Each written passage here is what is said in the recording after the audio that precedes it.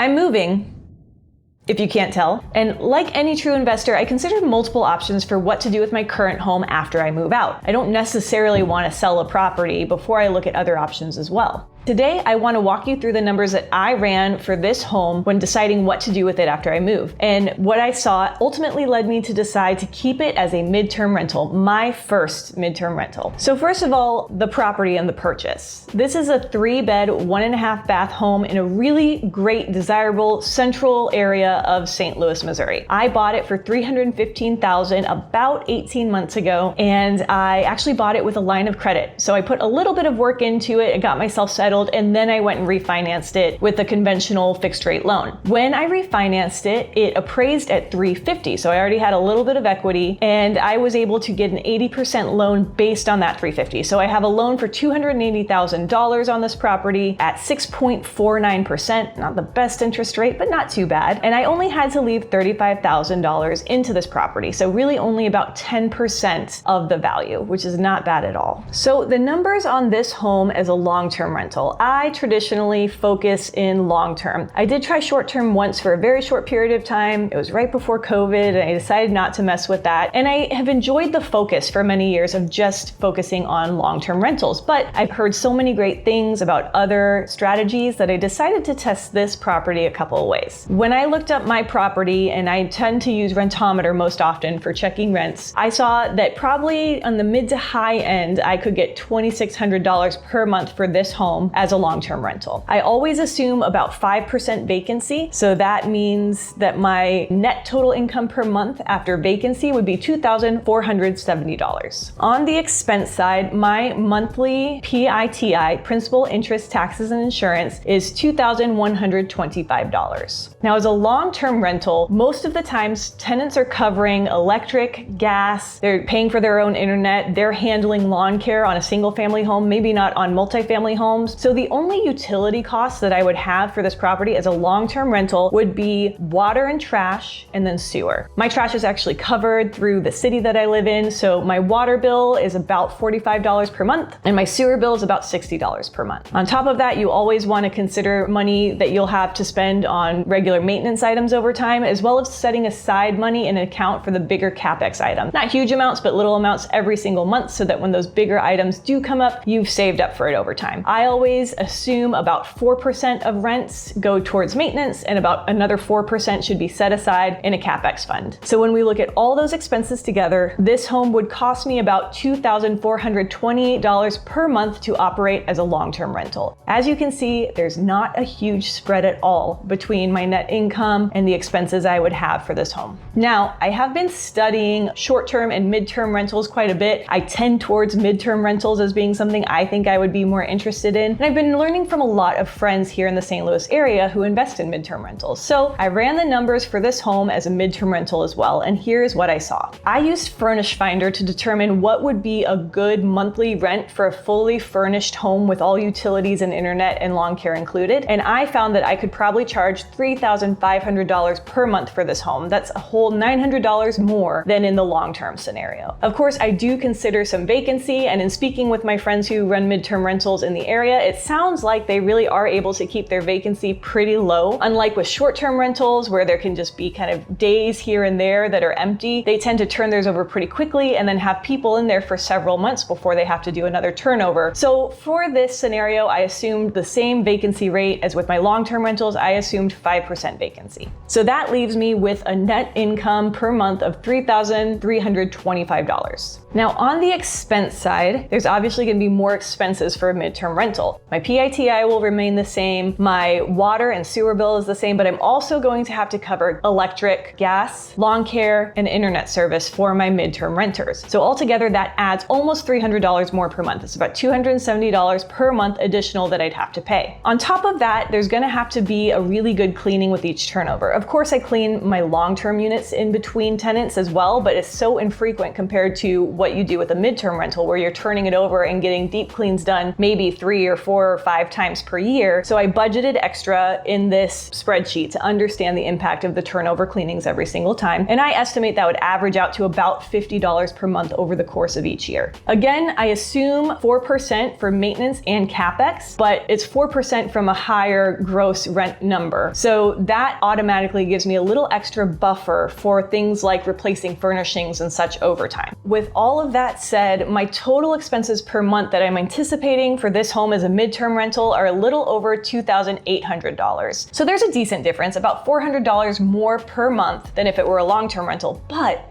the rent is much higher. It more than makes up for that $400 difference in expenses. So let's look at the return in each of these scenarios. As you can see from the spreadsheet, as a long-term rental, this home barely breaks even. I calculated about $42 per month in net income or cash flow on this property, which is not really exciting. That actually translates to only 1.4% cash on cash return. And if you look here in this cell, I did take out the $10,000 that I had as a repair estimate. That was where I kind of put what I expect my furnishing costs to be for a midterm rental. Since I've been living in this home, it's in a good shape, it doesn't need any major repairs done right now. I took that $10,000 out when I was calculating my cash on cash return, and it's still less than 2%. However, when we look at the midterm numbers, it's a much prettier picture. What I'm seeing here is that I'm gonna make over $500 per month in net cash flow after all those added expenses and everything, which is not a bad amount to make from a single home. Oftentimes when I'm buying a long-term rental property, I'm aiming for about $150 per month in net cash flow at the beginning. Of course, that grows over time, so I'm making more than that net over time, but this is still a much stronger net monthly cash flow for a single unit than I usually expect when I first buy a property. And that translates to almost 13% cash on cash return, which is really great, especially considering I expect additional gains in value over time as well if I hold this longer. It's a great area, as I expressed at the beginning of this video. So I'm gonna see appreciation, and there's gonna be debt pay down by my midterm renters on this property. So I'm making money in multiple ways. At the end of the day, 13% cash on cash return is really solid. That's generally outperforming a typical stock market return. And I have a long-term asset that I can touch and feel. It's an inflation hedge. So when I look at these numbers, I get really excited by a 13% cash on cash return on a home that I kind of love and I think would be great to keep in my portfolio for at least a little bit longer. So I did choose to keep this home as a midterm rental. I do know a lot of people who make much more on their midterm rentals than $500 per month. People are making $800, $900, $1,000 per month on their midterm rentals, and their cash on cash return is much higher than 13%. However, this is a home that I bought for myself just 18 months ago. I'm moving fairly quickly, so to resell it now would be kind of a quick turn. I would rather gain more equity in this home before I eventually sell. I also just think it's an awesome opportunity to try the midterm rental strategy for the first time, and I'll bring you guys along on the journey as well and make sure that I give you updates over time. So for $500 net cash flow per month at 13% cash on cash return, and reducing my need to sell something so quickly before I really paid down the debt or seeing the equity growth as much as I could a few more years down the road, all that comes together to make me feel like the best option for this home is keeping it as a midterm rental. And it's great to have those kinds of options. This is why I love investing in real estate.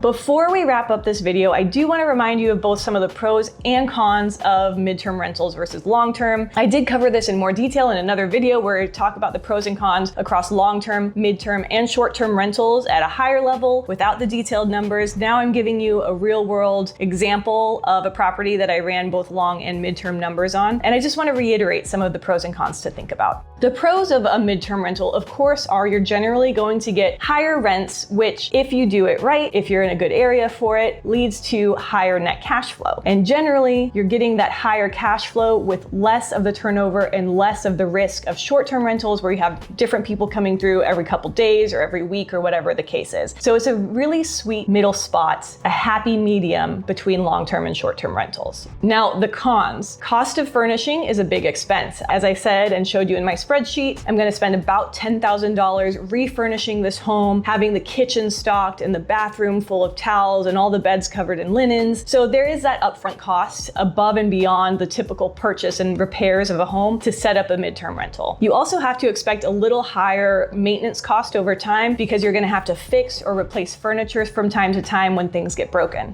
And finally, there are definitely higher overall costs for utilities, internet, lawn care, cleanings, etc. So there are pros and cons. You definitely have to look at your area and really understand, does midterm work for your area? Is there demand for it? Or is there not really much demand? Or maybe it's already saturated? Make sure you understand your area, and one of the best ways to do that is doing research on Furnish Finder and talking with friends and other investors who are in that space. I hope that this real-world deep dive was helpful for you. If you have any questions at all, please drop them in the comments below. We'll be sure to get to them. Of course, if you enjoyed the video, please hit that like button, subscribe, and share with some others who you think would like it as well. But most importantly, keep learning, keep growing, and have fun.